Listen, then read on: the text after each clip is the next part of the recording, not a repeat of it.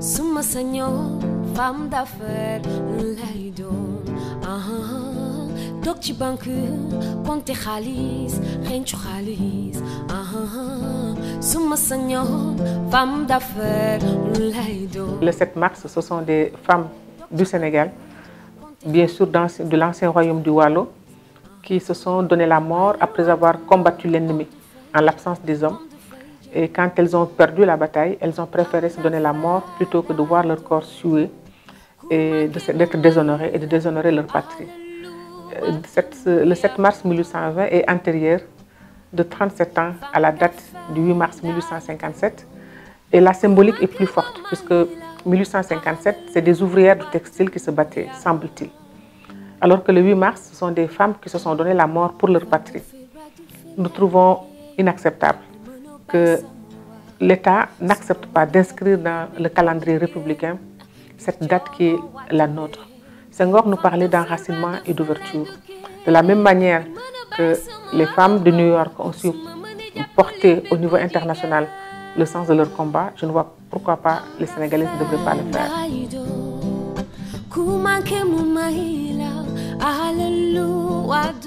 C'est Nder qui nous a donné notre devise nationale, on nous tue, on ne nous déshonore pas. Parce que c'est la première résistance, symboliquement, c'est à ces femmes-là que cela renvoie. Donc, si nous ne glorifions pas nous-mêmes notre propre histoire, nos faits, si nous ne rappelons pas à la mémoire des jeunes les actes posés par ces personnes, c'est certes des actes héroïques, mais c'était des actes qui renvoyaient à des valeurs de dignité, à des valeurs d'amour pour la patrie. Qui aime le Sénégal aujourd'hui au point de se donner la mort? Je ne vois pas. Mais pourtant, ces femmes-là l'ont fait. Donc, c'est important que dans notre système éducatif, que ces enseignements-là se fassent. Évidemment, ce sont des bailleurs de fonds, des partenaires étrangers qui nous ont aidés à réaliser ces documents.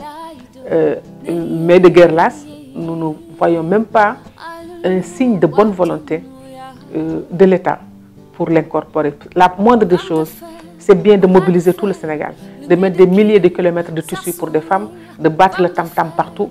Mais ce serait plus important de faire du 8 mars, du 7 mars qui précède la journée du 8 mars, une journée de réflexion sur nos valeurs, sur nos traditions et sur nos cultures.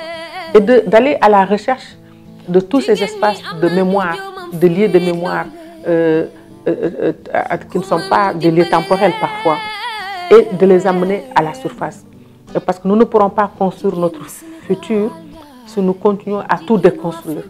Parce qu'aujourd'hui, l'état dans lequel nous sommes aujourd'hui au Sénégal, parce qu'on est dans un monde tout à fait ouvert, mais nous ne pourrons affronter le monde extérieur que si nous maîtrisons les socles qui constituent notre histoire, qui nous ont permis d'avoir ces valeurs que nous magnifions tant, mais ces valeurs ne sont que des tonneaux vides aujourd'hui. Or, c'est en rappelant ces lieux de mémoire, parce que Nder aujourd'hui, quand vous y allez, c'est le désert, il n'y a absolument rien. Le gouvernement n'a même pas été capable de faire en sorte qu'il y ait quelque chose qui symbolise la place. Une stèle, par exemple. Que ce soit le gouvernement, que ce soit la région de Saint-Louis, que ce soit le département de Dagana, les autorités collectives, comme les autorités étatiques, sont fautifs sur cette histoire.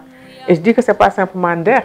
Quand vous prenez le cas de Ndiaye Ndiaye, qui a été produit aussi dans ces espaces, qui symbolise aujourd'hui tout ce qu'on appelle l'espace Wolof. Parce que même si le Toucouleur est mort, c'est au Waalo qu'il a été nommé comme dirigeant, comme roi du Waalo. Et c'est là où il a appris la gouvernance politique qu'il a exportée au Jolof, d'où sont sortis aussi les modes de gouvernance du Baol et du Kayor. Mais quand vous allez à Mbédien Boy, juste avant Saint-Louis sur la droite, le lieu d'où est sorti Ndiaye Ndiaye, c'est comme il est resté à l'état du XIIIe siècle. Et il n'y a absolument pas ni musée, ni stèle pour renvoyer à la mémoire collective que de là est parti ce que nous appelons aujourd'hui la civilisation Wolof, qui aujourd'hui gouverne, en tout cas devient un espace dominant au niveau du Sénégal.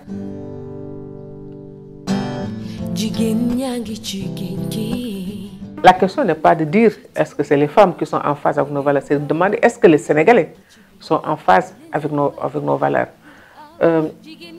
Bien sûr qu'il y a un énorme problème parce que l'espace même de production de ces valeurs est un espace qui est aujourd'hui en déliquescence. C'est ça qui nous a amené cette année à sortir le programme pendant les élections « Quel président pour la famille sénégalaise ?» et de faire une étude pour donner des indicateurs qui nous donnent des raisons de frémir parce que la famille sénégalaise, c'est la première institution de production du citoyen. Et cette famille-là est aujourd'hui en train d'être dans un état de déliquescence très très avancé. D'où la responsabilité encore des politiques publiques d'élaborer une véritable politique sociale, une véritable politique familiale pour qu'on se donne, mais maintenant pour qu'on puisse se projeter vers le futur, il faut aussi qu'on le fasse à partir des socles qui nous ont permis pendant un siècle, je dis, on a quand même une belle société au Sénégal, une société de stabilité, à la fois sur les valeurs tieddo que nous avions eues, qui sont des valeurs de courage, d'honnêteté et d'intégrité, mais aussi des valeurs religieuses où il y a eu une symbiose qui nous a permis de le faire et de produire un modèle de type de famille qui, face au temps, en tout cas, a donné ses preuves, mais qui aujourd'hui, avec l'ouverture sur l'extérieur, est en danger avancé. Et là, il faudra produire des Sénégalais, des hommes et des femmes, qui sont aussi porteurs de ces valeurs. Parce que les Sénégalais, et les femmes et les hommes, je crois, ne viennent pas d'espaces différents. Ils viennent d'un même peuple et d'un même milieu. Ce sont les mêmes tares qu'on va voir chez les hommes qu'on verra chez les femmes.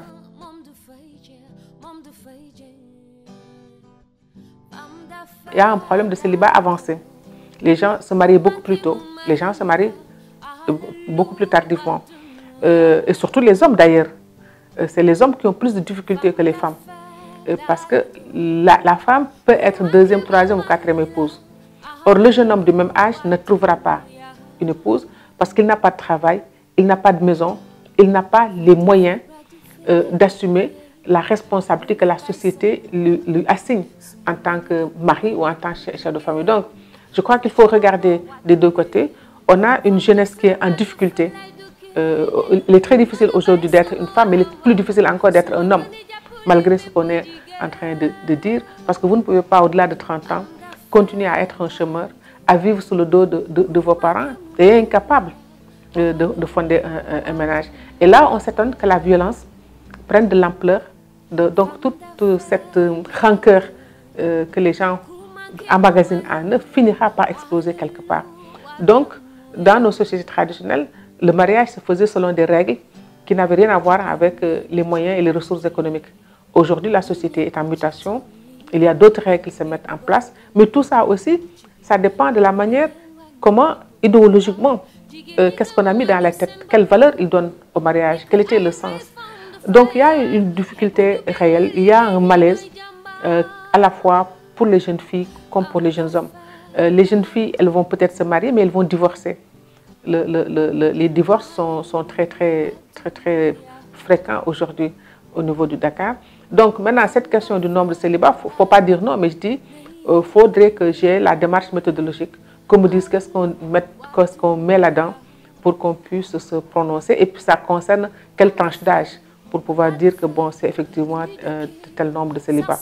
Mais c'est très bien d'alerter, ce qui est certain, ça c'est donc qualitatif, mais du point de vue qualitatif, nous savons qu'il y a effectivement un problème.